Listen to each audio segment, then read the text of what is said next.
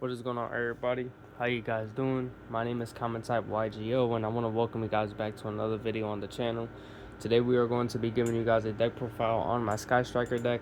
The reason why I'm bringing this deck to you guys is because I know we're getting support for this deck soon, so I want to give you guys an insight on what you should be playing or what you should consider playing, and then when the support comes out, you just add those cards. I know for a while when it comes to Sky Striker, people been just playing 3 Ray and 1 Rose and all that, but I want to give you guys a different perspective on this deck, so you guys could take this into consideration and also try to play this play style, because I believe that with the meta that we're playing now, Sky Striker becomes really just unnoticed. But I feel like with a profile like this, and if you take it into consideration, you could probably get some good wins at locals for now until the support comes out. And then when the support comes out, that's when you try to make the deck a little bit better. But the reason why I make my decks how I make them is because my playing style sometimes could be different from other people, and how I think could be different from other people. So I play it to my ability and how I would prefer to play the deck. So let me know what you guys think in the comment section below on the deck after I show you the profile, and if there's anything you need me to change or something you recommend, let me know and I'll be able to take a look at it. So let's get started. So for starters, we're going to be playing 3 copies of Sky Striker Ace Ray. The main reason why I play this 3, obviously, because it's the main card in the deck. This is how you get to your link cards, and this is what you're going to be using to just kind of loop around to either get an OTK or just stall and just try to burn as much damage to your opponent as possible. You already know what Ray does, main piece of the puzzle. And I play the old art. I think the old art is crazy. Next, we play 2 copies of Rose. The reason why we're playing 2 Rose is because the new support that's coming out requires, basically light and dark attributes, and we already have 1 card that kind of requires, a light and a dark. So I believe that 2 Rose is important in this deck because we're going to be seeing this become necessary soon. So yeah, I know people used to play 1 of these. I would highly recommend you bump this up to 2. 3 is a brick, but 2 is perfect because you need the light attribute to get into your other link plays later on, and I believe that this is going to be essential later on when the support does come out. We play 1 copy of Hemp. The reason why I'm playing this is because this is a simple 25 beat stick, and this could come in handy when your opponent is trying to dumb you down with your link monsters. So I believe that this comes in handy as a good beat stick when you need it, and this is good protection overall. So just play 1 of these if you can. For the hand traps, we play 2 Ash Blossom. I know when it comes to my deck profiles, you guys always see me play 2 copies of Ash Blossom or 2 copies of this or 2 copies of that. And it's simply because I don't want to always put my deck with 15, 16 hand traps. I want to play a good amount of cards to my certain play style. So I always play 2 copies of hand traps because I do want to see them, but I don't want to floodgate my hand with hand traps and still not have it play with the rest of the deck.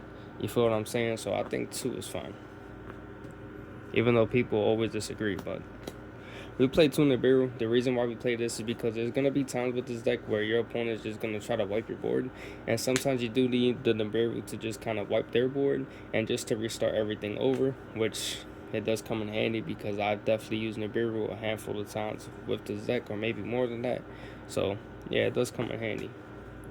After that, we play more Panker Tops. The only reason why we play this is because, like I said, just like Hemp and just like Nibiru, you do need a secondary option to be alive on board. So I believe that this is a good card, basically a Cyber Dragon and a free draw on the deck if necessary. For the spells, we're going to be playing 3 Engage. Obviously, this is your searcher in the deck, and there's also a Pot of Greed when necessary.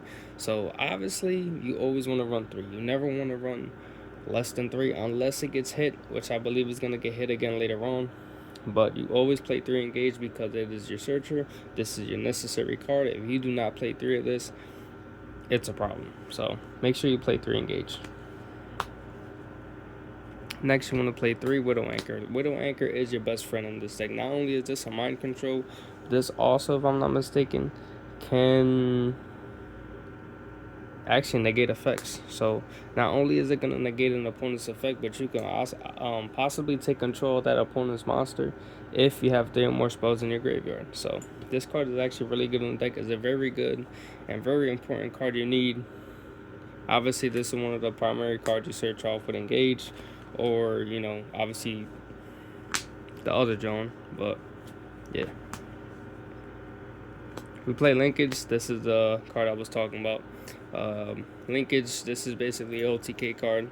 Oh, okay. This is your OTK card. I believe that, you know what I'm saying, when people put this down to 2, or when people only play 1 of this, I think it's stupid. The reason why you play 3 is to see this card in hand as much as possible. You want to have this card in hand for any OTK plays, or to burn as much damage as possible. Play this card at 3. 2 afterburners. I do see people playing this at 1. I don't understand why. This is basically a lightning storm for the deck. You know what I'm saying? Or Harpies for the Dust if necessary. This card is absolutely important for the deck. This is back removal and this is monster removal. We play 1 multi-row. Don't need more than 1. I believe this is just fine because you're resetting all your spells from grave back into the field. So you do need this card no matter what. We play 1 Hercules base. I'm thinking about cutting this because it's not actually necessary. The only reason why I play this is because it is a possible spell removal if used correctly. So that's the only reason why we play it. And we play the 1 field spell just for recursion, honestly. But you can cut this if you want. I know people usually say you have to play this card, but I don't find the need of this card sometimes because obviously the recursion is the only thing that happens with this card. That's it.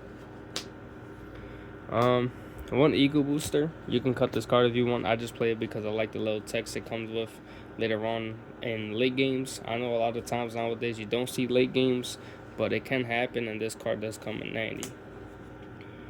1 Hornet Drones. I'm going to bump this up to 2 and probably take this out because I do need the token.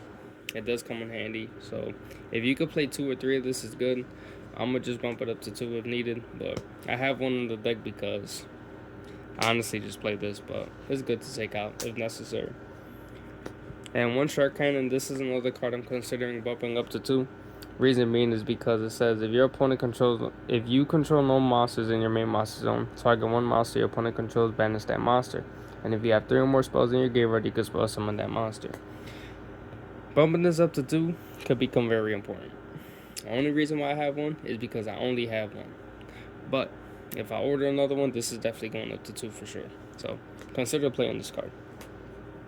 For standard spells, Raigeki, we're playing Into the Void as just another draw card. Harpies Feather Duster, you play Harpies Feather Duster because it is just a good spell removal. Foolish Burial Goods for Ray. Mind Control. Pot of Desires for any drawbacks. I mean, if you need 2 cards in hand, you can. And then you want as much spells in the graveyard as possible too, so the card's good. In the deck. So, Change of Heart. Reinforcements of the army to search Ray. Oh no, I do play 2 Foolish Burial Goods. I didn't even notice that. So never mind. 2 Foolish Burial Goods. We play 2 of them. And then Cosmic Cyclone to end off the spells. For the chest, only play 2 impermanents. You need this card in the deck because it just stops so many plays. It stops so many stupid plays your opponent tries to make. This card is just amazing. Play the 2.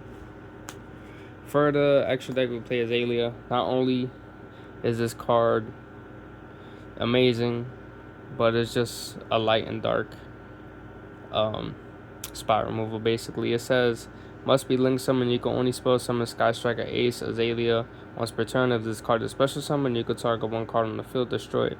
Then if you have 3 or less spells in your graveyard, send this card to the graveyard. Once per turn at the start of the damage step, if this card battles an opponent's monster, you can banish 1 spell from the grave, destroy that opponent's monster. So this is just a straight up removal in the deck. You always want to play at least 1 copy of this because it is just a straight up boss monster. So 1 copy is perfect.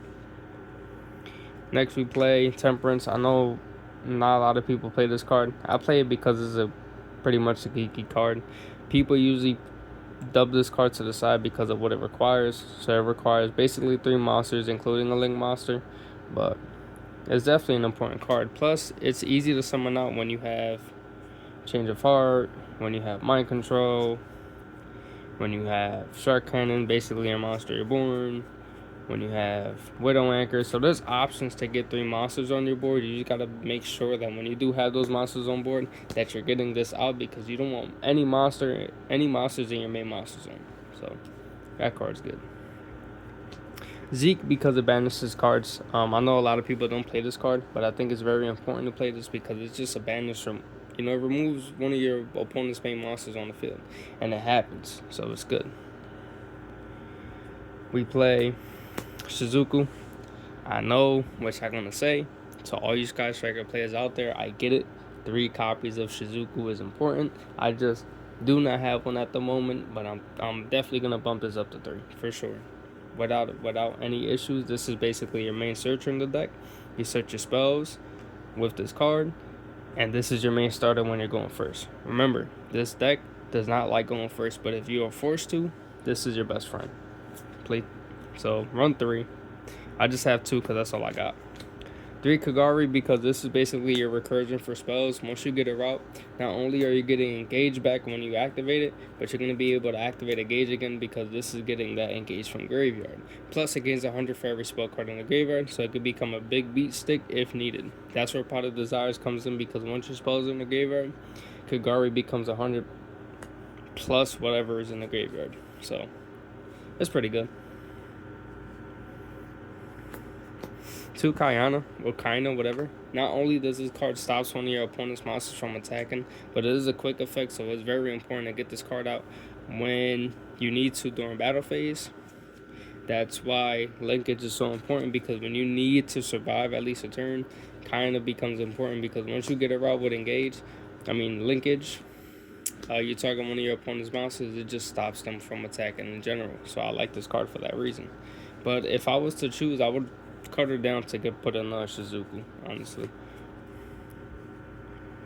And then finally we play 2 Hayate. Not only does this attack your opponent directly, but this is one of your OTK cards in the deck. This you can bump up to 3 as well. So you can take out Kaina for that. You can take out Zeke for that. Or you can just add her in, because I'm only playing the 12 card extra deck. And there's a reason for that. But if you want to play 3 Hayate, you can. But for now, I think 2 is okay, because it does come in handy for the OTK. And this is just a straight beat stick. Like, who doesn't want a straight beat stick in their deck? So you play 2 of those. But that's the deck profile, guys. Let me know what you guys think, if this is something that you guys would consider playing or trying out. And yeah, I'll see y'all later. Thanks for watching.